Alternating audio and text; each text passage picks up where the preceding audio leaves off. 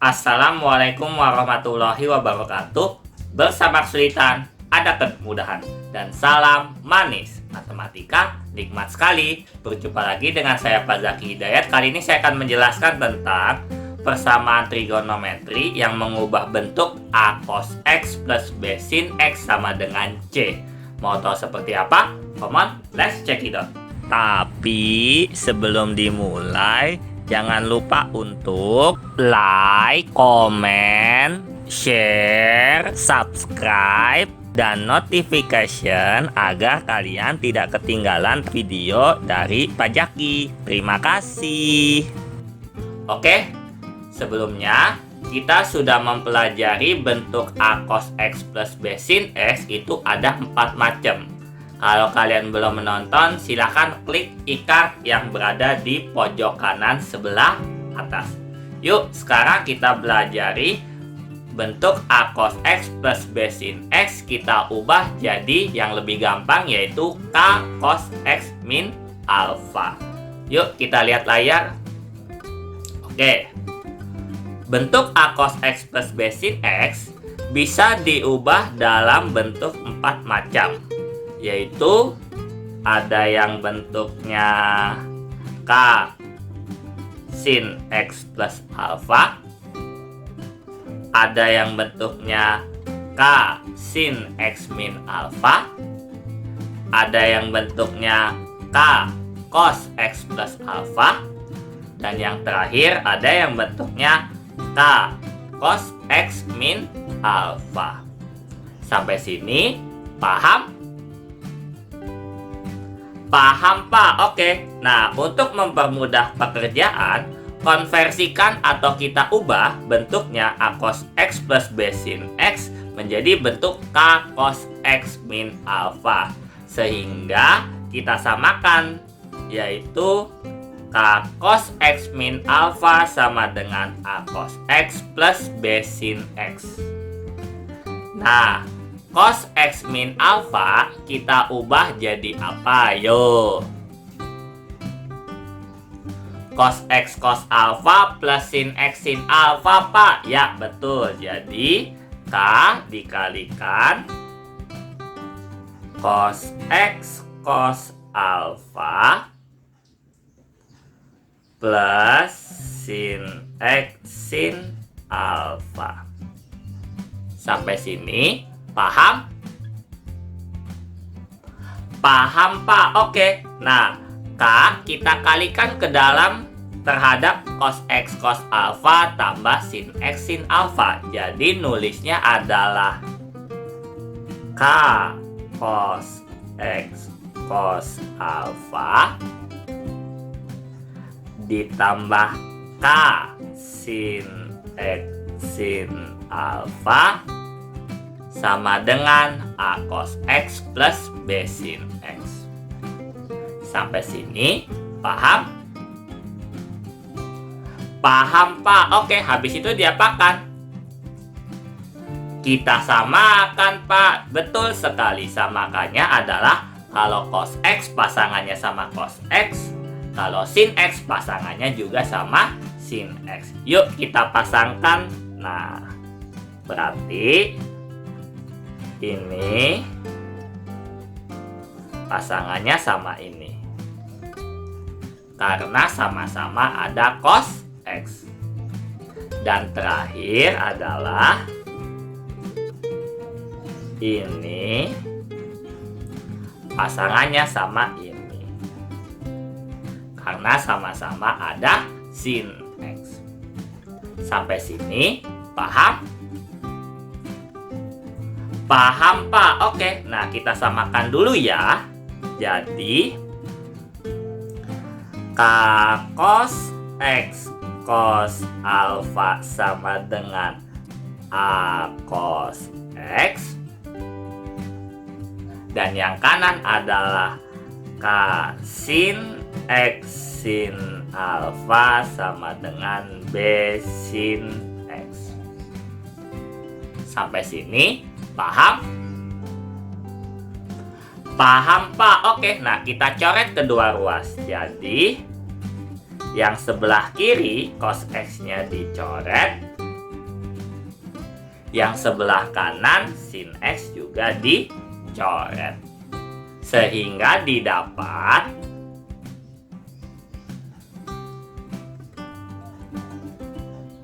K cos alfa sama dengan A. Dan yang kanan maksud Bapak adalah K sin alfa sama dengan B. Sampai sini paham?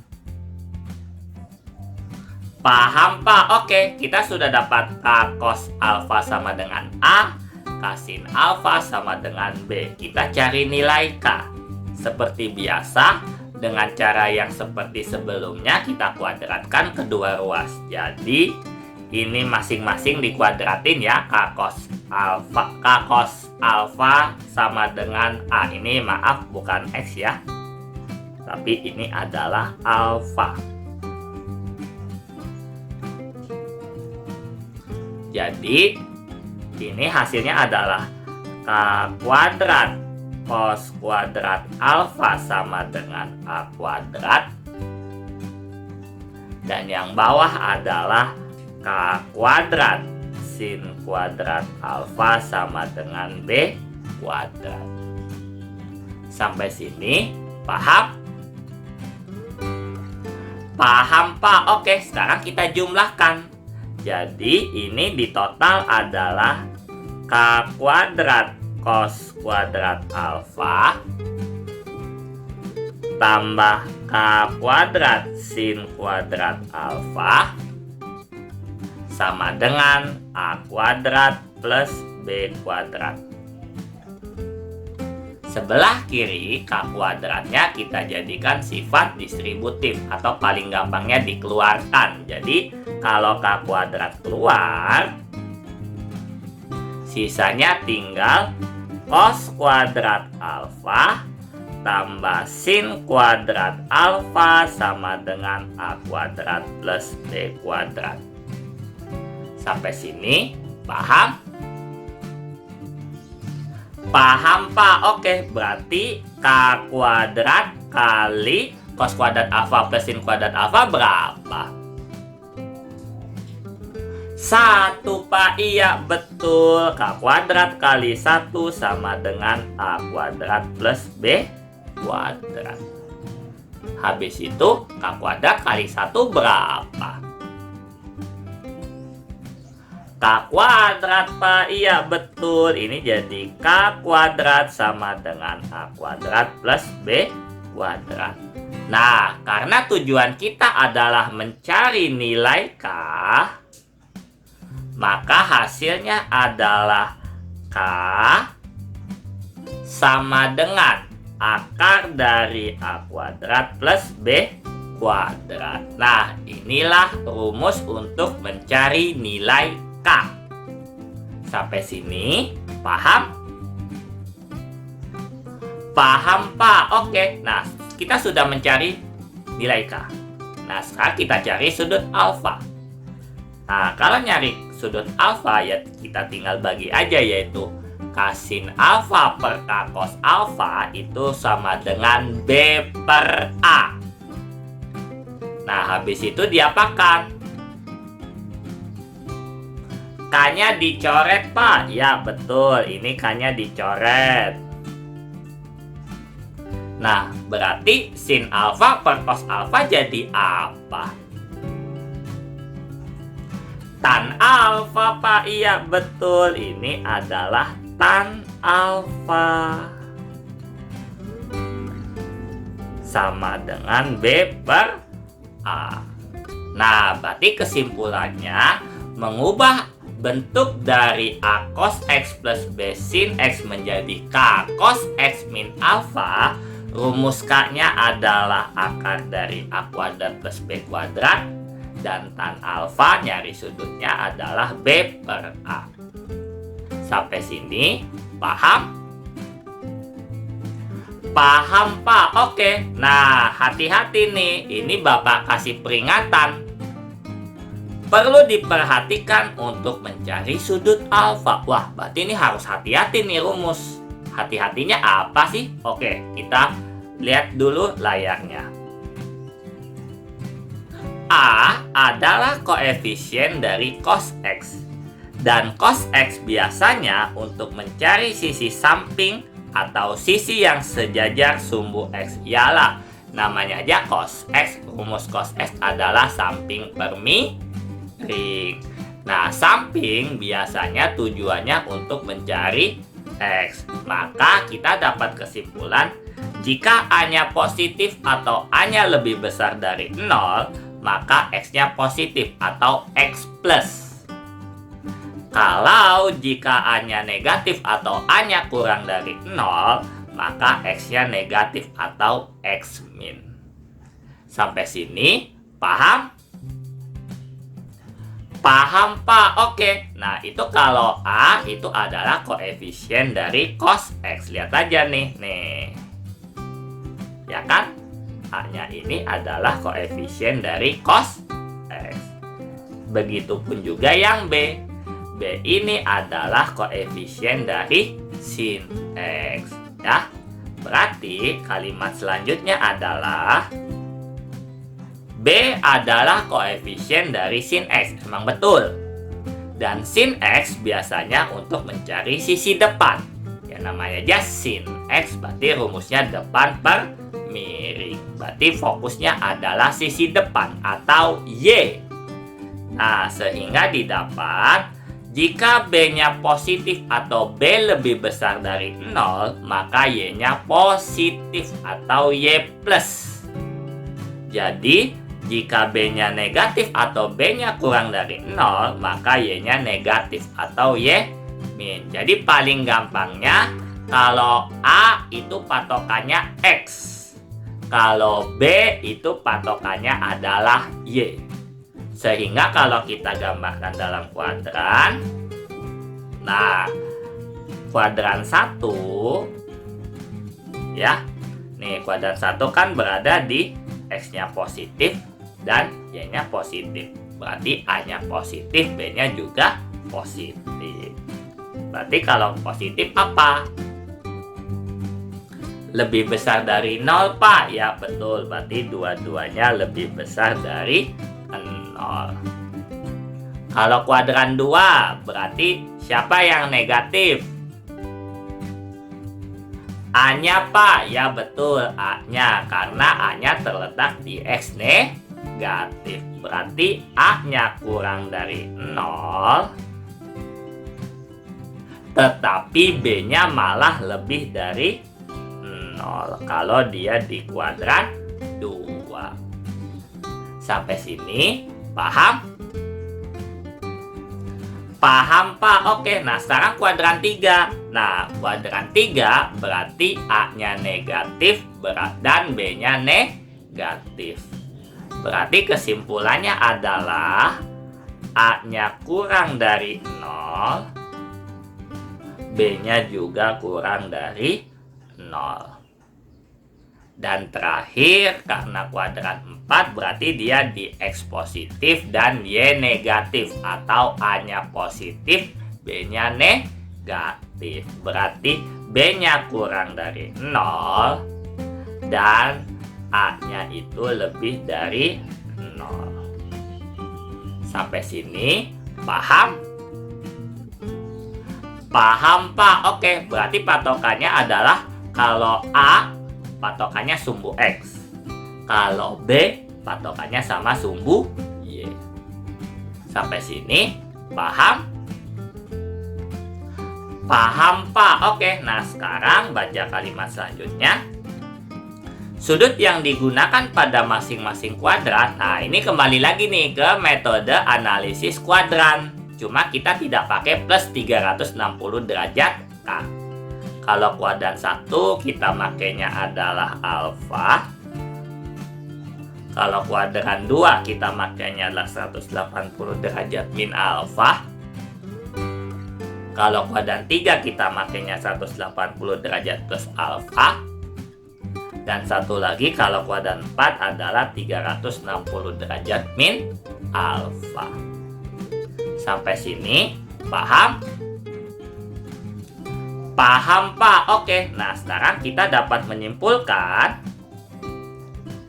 Jika A cos X plus B sin X sama dengan K cos X min alfa, maka rumus K adalah akar dari A kuadrat plus B kuadrat dan tan alfa sama dengan B per A. Di mana kalau nilai A sama B dua-duanya positif, dia di kuadran pertama, berarti pakai sudutnya adalah alfa. Kalau A-nya negatif, B-nya positif, berarti dia letak di kuadran 2 dan sudut yang digunakan adalah 180 derajat min alfa. Kalau A dan B dua-duanya negatif, berarti dia di kuadran 3. Maka sudut yang digunakan adalah 180 derajat plus alfa. Dan yang terakhir, kalau A-nya positif tapi B-nya negatif, berarti dia di kuadran 4 atau kita pakai sudutnya adalah 360 derajat min alfa. Nah, inilah rumus yang kalian harus pahami. Sampai sini, paham? Paham, Pak? Oke, nah kita baca selanjutnya. Apakah ada syarat dari bentuk A cos X plus B sin X sama dengan C? Yuk kita baca kalimat selanjutnya. Perhatikanlah bahwa bentuk A cos X plus B sin X bisa diubah menjadi bentuk K cos X min alfa. Nah, berarti A cos X plus B sin X sama dengan C dalam persamaan trigonometri kita ubah jadi K cos X min alfa sama dengan C. Nah, kita bagikan kedua ruas dengan K sehingga didapat cos X min alfa sama dengan C per K. Sampai sini, paham?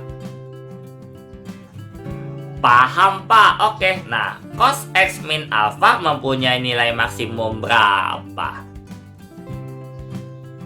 1, Pak. Ya betul, maksimumnya 1 kalau cos. Dan nilai minimum cos X-nya berapa?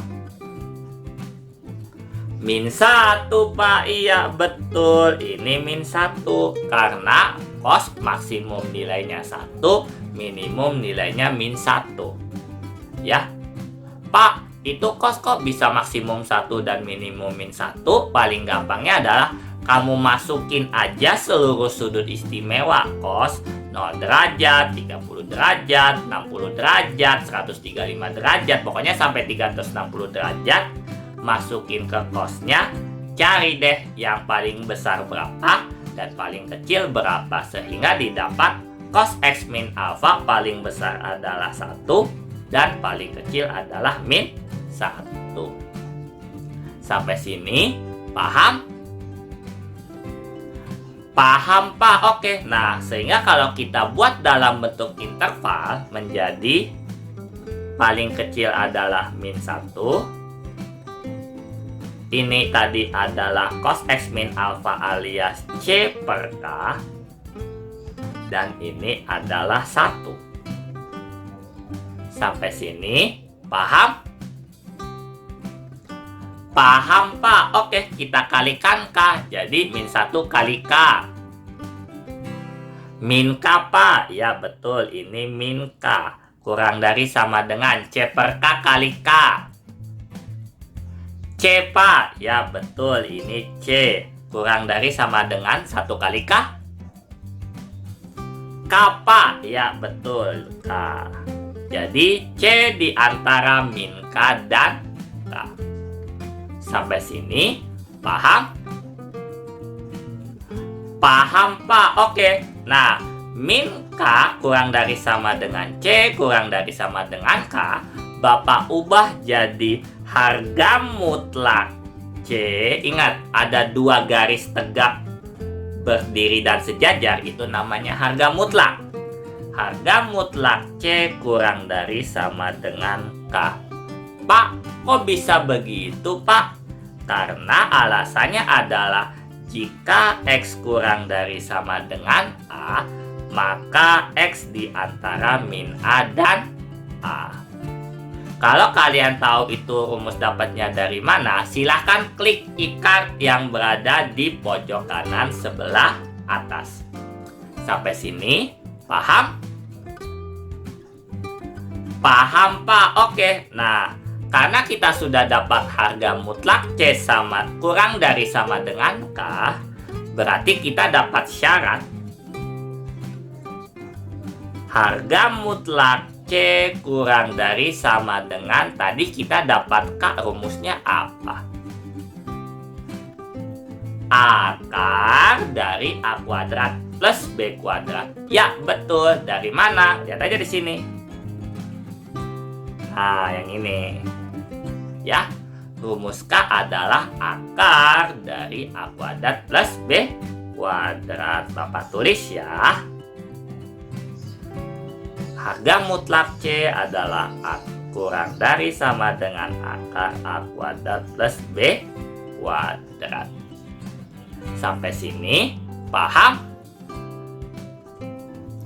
Paham, Pak? Oke. Nah, kesimpulannya adalah syarat agar A cos X plus B sin X sama dengan C bisa dibuat dalam bentuk K cos X min alfa sama dengan C adalah harga mutlak C kurang dari sama dengan akar dari A kuadrat plus B kuadrat, di mana K adalah akar dari A kuadrat plus B kuadrat.